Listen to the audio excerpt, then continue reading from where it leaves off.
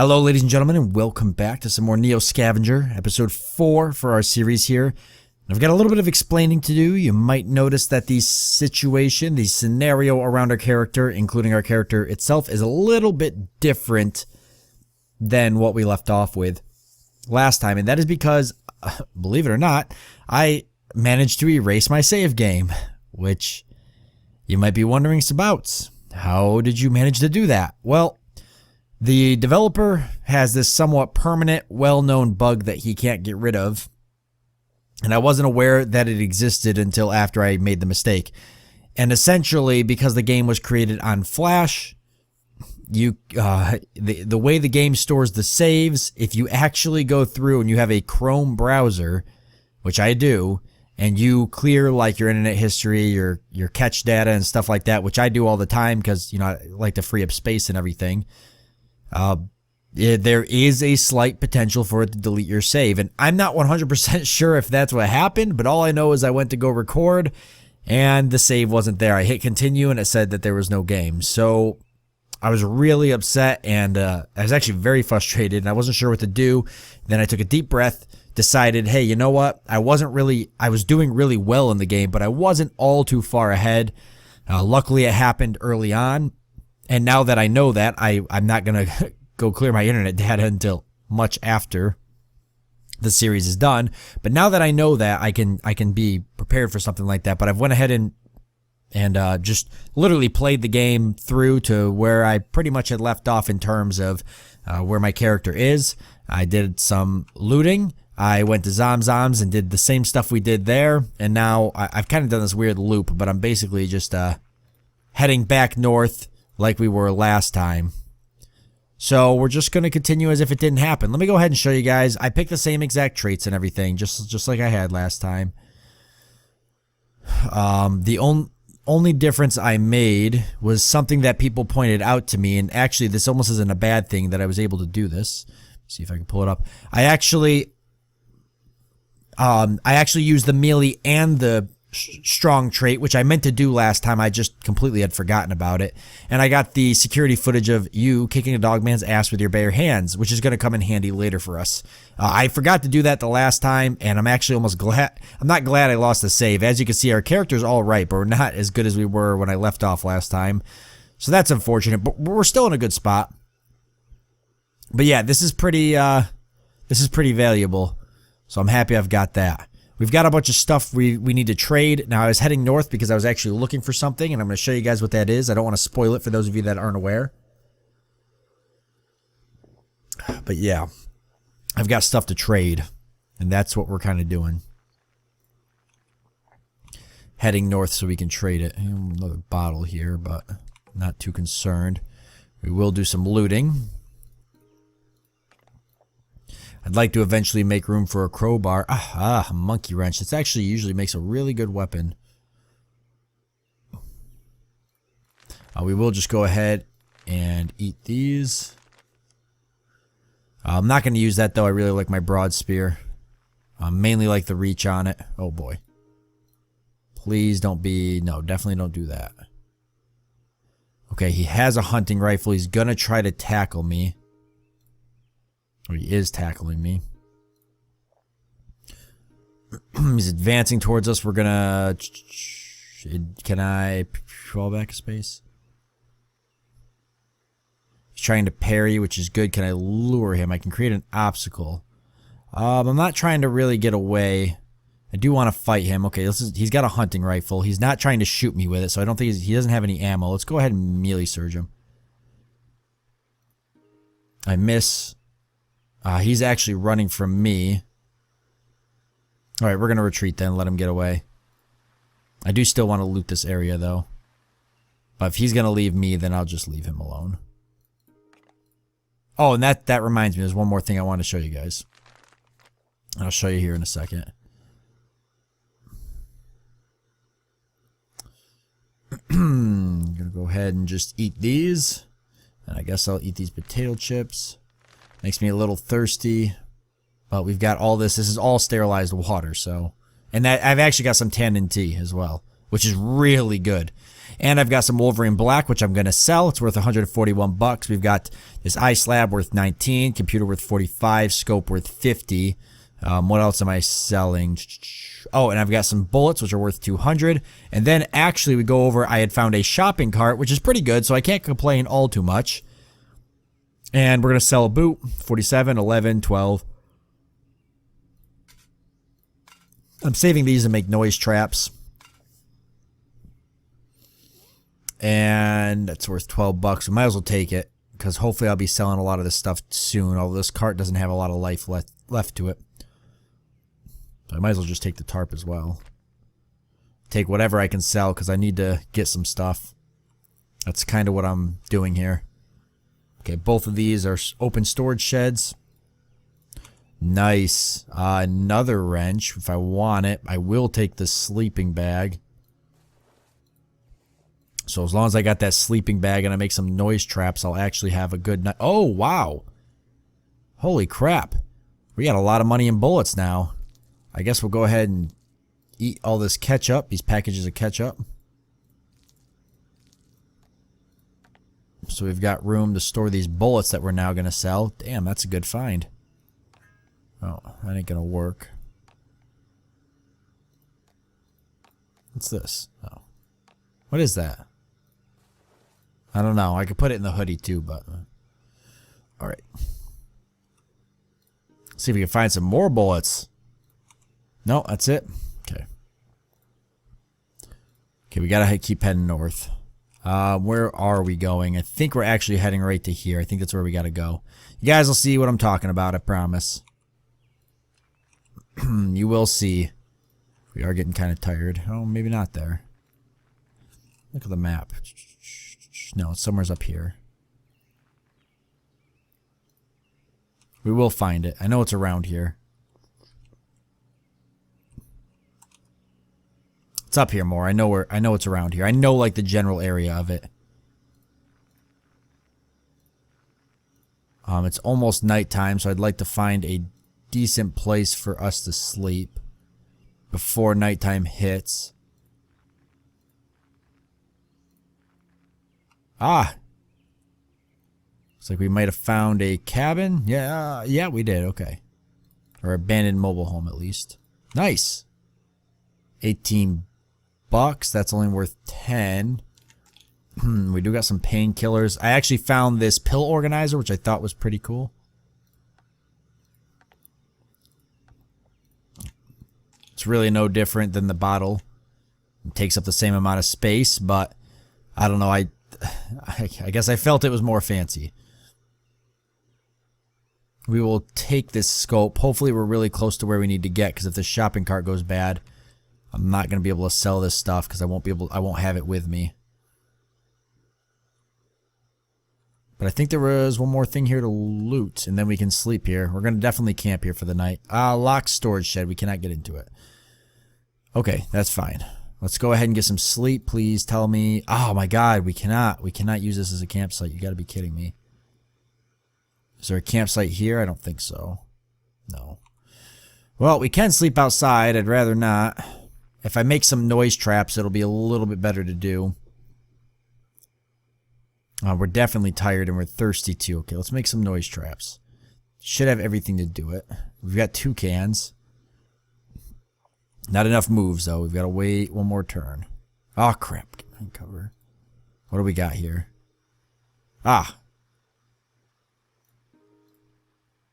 Okay, so this guy's a friendly. And that'll make more sense here as time goes on. I'm not gonna scavenge. If I had some tarps, I could make some shelter. Did I grab a tarp? I thought I did. Ah, I did. I did grab a tarp. I don't know if one tarp will do it. I mean, I'm not sure. I can't remember. Let's do the noise traps first. Although we should be relatively safe in this area. Believe it or not. Where's my other one? Where's my other noise trap? Did I not make 2 of them?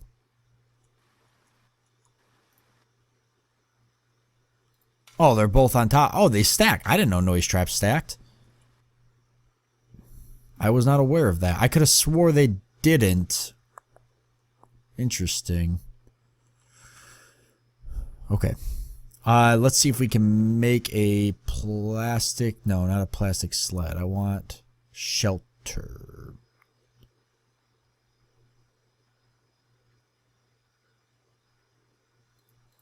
I want shelter.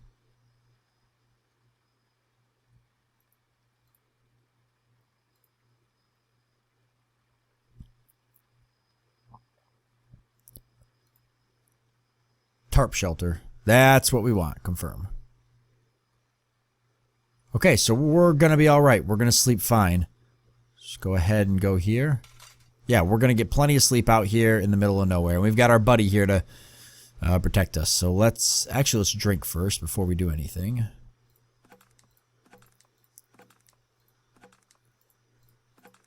There we go. And we're definitely tired, so we're going to get some sleep. That gives us some shelter. That gives us some alertness. Not a lot of healing, but... oh, actually, we've got one more thing. We've got our sleeping bag. That'll actually give us some healing. So we're all set to go. There we go. Let's get some sleep.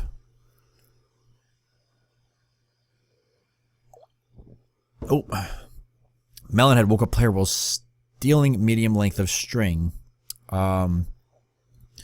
Search for him. Oh, he left. Well, okay. So he just stole some string that was here. I'm fine with that. He didn't steal my stuff? No. Okay, we're fine. We're well rested now. I just wanted to make sure. You don't want to destroy that. I just want to disassemble it. No moves left. Okay.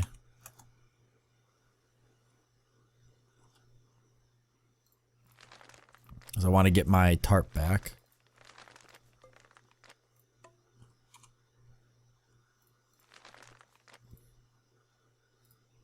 Okay, I've still got the cart, thank God. Not a lot left to it, though. 22.6. It's enough. It's going to get us by. We're not hungry. We're not thirsty. Okay, I know what's here, so we're going for it.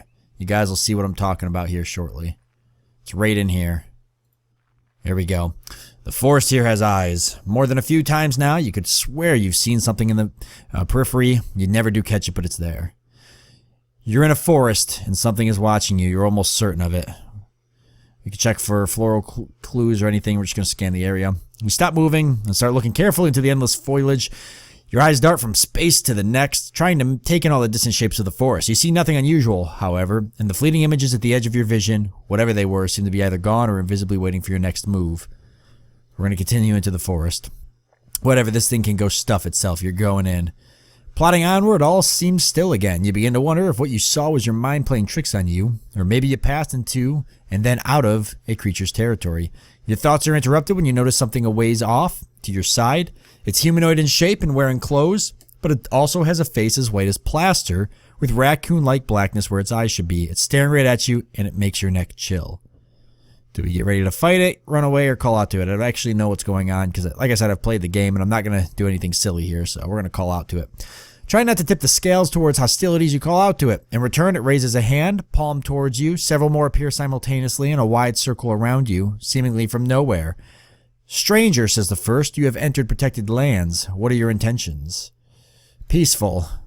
I don't mean any harm, you say. The figure speaks again. We will take you to speak to one of our elders. You must wear this. It holds out a blindfold and restraints. We're going to okay it.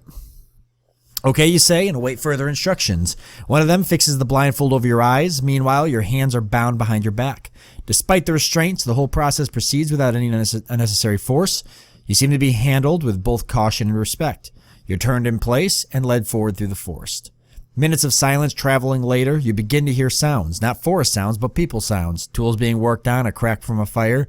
Voices startle you from your strained listening. Your captors are talking, but not in English, not in anything you recognize. One of them calls out, and a distant voice responds. It sounds like you're entering a camp of some kind. You smell wood burning. Your arrival causes a stir, and you stop moving for a moment. More talking. You're turned in place a bit, and then taken away from the heat of the flame for a while. Finally, your journey stops. Your bindings and blindfold removed. As the blurriness clears, you see that you're in a village. Dome-like buildings surround a great fire with equal parts animal hide and repurposed junk for walls and shelter. Around the village, a mix of regular folk and chalk-faced warriors go about their business. Many are more than casually interested in your arrival. You're taken to a meeting area near the great fire. In front of you, a portly, middle-aged woman stands by one of her warriors. Her jacket is the color of a sunset, against which is silhouetted a majestic gray crane. "Hey man," she says. "Pretty crazy gig we got here, right?" She looks around as if arriving here with you for the first time. "Oh," she reaches out a hand forward. "Michelle, I usually get roped into talking to foreigners. Sorta comes with a badge." She points her thumb at the crane. "A Jacques Dudum. Come on," she turns around towards the village. "Let's walk." A small entourage in tow, you walk idly towards the fire. "I gotta ask," Michelle begins, "you know a Philip?" She begins carefully not to telegraph too much, but you can tell this is the big thing on her mind. Yes, that's actually me." "My name's Philip Kindred," you reply. "Does that count?" "I knew it." She pumps her fist like she just won a bet. "Old ghost-faced McStabberson back there had you figured out for a grave robber." "You know me?" "So wait," you interrupt, "you know me?" "Yeah," she exclaims. "Well, no, not personally. Here," she steers you toward a hut. Warm light spills from within, and she draws back a flap to reveal a mixture of handmade and recycled furnishings. Michelle reaches over a cluttered desk and pulls a frame down from amidst dried roots, photos, and other mementos on the wall. She hands the frame to you. You hold the frame up, examining the yellowed photograph. It appears to be a newspaper clipping, done in that old small-town print where the colors don't line up. It's you, or at least someone who looks just like you. "You've been here before," she says, looking over your shoulder. "And check out the talisman." You look incredulously at her a moment, then closer at the photo. Sure enough, you're wearing the talisman. The photo's caption reads, "Local website editor rekindles interest in native history." You flip the frame over, looking for more, but there is only one thing scrawled in the back: September 2019. Michelle asks a question. "My turn," she says. "Where you been hiding since this?" She holds up the photo, and more importantly, how come you don't look any older? I'm just going to tell her right flat out about the cryo facility. "Ever heard of Guide's cryo facility?" Might as well cut to the chase. "I guess that explains a few things," she wonders. "Unfortunately," you continue, "I can't tell you much more than that. I can't remember anything before coming out of the cryo. It's like the hibernation wiped my memory." She still looks deep in thought. "What is the talisman?" "So wait, do you know anything about the talisman? This is getting more complicated, not less." "Know anything about it?" She chuckles. "My man, we made it for you." Then she adds, "Well, sort of." You just stare dumbfounded. "Oh, this is good." She seems delighted at your confusion. "Let me explain," she begins, faking bad English. "It's a protective talisman," she starts. "Some ancestors carried pieces of copper for both luck and protection. This one," she points to yours, "you brought to us. My father said you were hiding from a spirit and that you needed protection from it." She continues, "The symbol isn't ours. I don't recognize it. I'm not sure where you got it," she admits. "But my father asked the Midweenie, or Midweenie, or whatever that is, of Nook Dudum, you call them medicine men, to give this talisman power to protect you. The spirit wouldn't harm you while it was on. It was a powerful ritual," she recalls. "It's one of the events my father recounted on several occasions." She points at the talisman again. "That thing was a big deal around here." So, what do we want to figure out next? So, how long, or why is the spirit after me?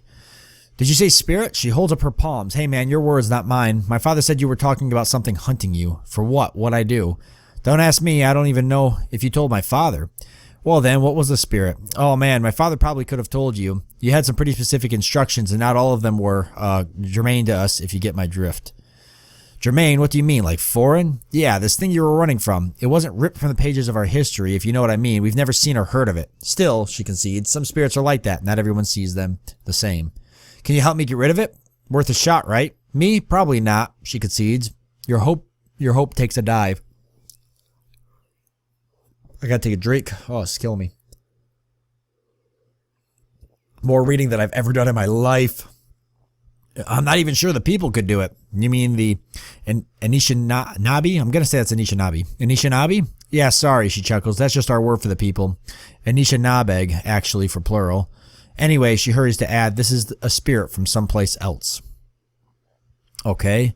So, why am I in the photo?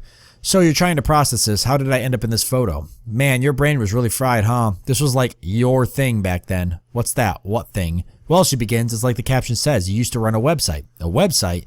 You're not sure whether to be relieved or disappointed. That's good. Yeah, and like I said, you were into it. She starts digging through some papers. Maybe he had a YouTube channel. He had a Let's Play YouTube channel. That's probably what it was. He was totally into it. It was like a huge collection of unexplained happenings, creature sightings, hauntings, mass extinctions, like, real conspiracy nut stuff. Whatever she's seeking wasn't in the first pile, she moves to another. Except, she adds, you treated it pretty scientifically, like cross-referenced and fact-checked and stuff. Here we go. She pulls a 3-ring binder from under some papers. Not the whole thing, mind you, she laughs. That would take up this room if we printed all that out. She hands it to you. This is the entry you had on our tribe's histories. You flip the cover open and find it filled with musty yellowed paper.